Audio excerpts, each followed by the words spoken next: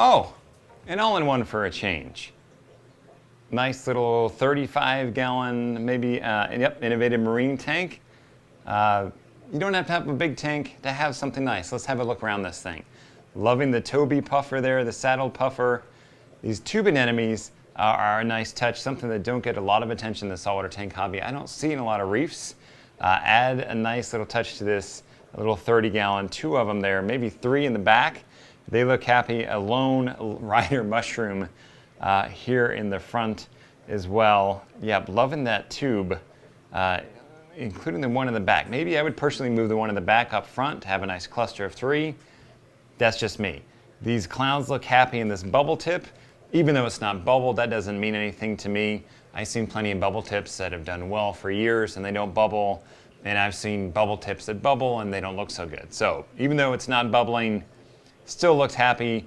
Nice addition to this tank. We've got some clove polyps there. Another wrasse, possum wrasse hiding out and doing his reclusive thing. Nice gold mushroom up top. So a couple mushrooms in this tank that personally I wouldn't do.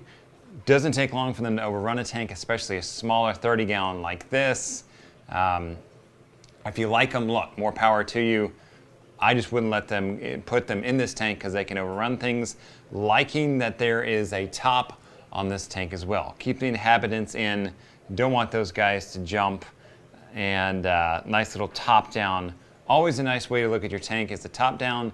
If it's not something you're doing, take the lid off, pop your canopy, spend some time looking down the top of your tank. It makes for a whole new viewing experience like we're seeing here in this all-in-one. Onto the back, into the equipment. We've got a media basket here. Looks like maybe some Purigen or type of equipment next to the innovative marine media reactor. I love how the feeding ring is hung over the media reactor. That's convenient. A little, looks like a J-tube here for some kind of hang-on back, something we're gonna get a look at in a minute. High door smart level. So it's auto top off. Even on this small of a tank, looks, it's maybe topping off 20 mils a day. And just keep things stable, keep things simple. Nice little bit of automation for you.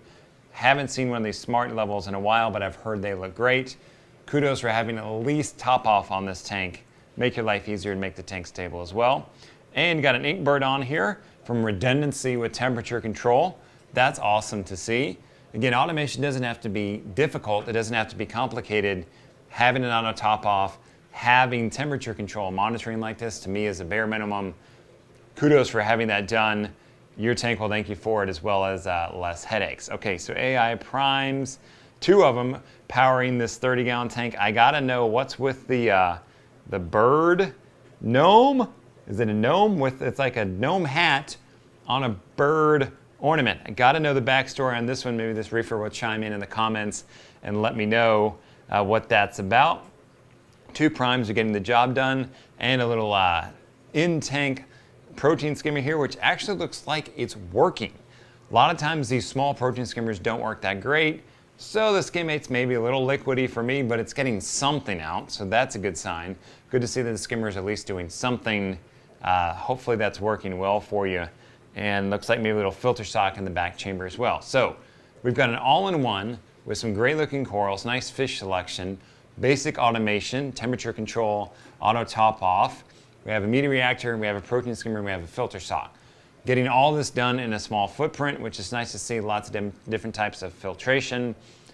This looks like it's gonna be a Refugium. Nice little hang-on back Refugium here.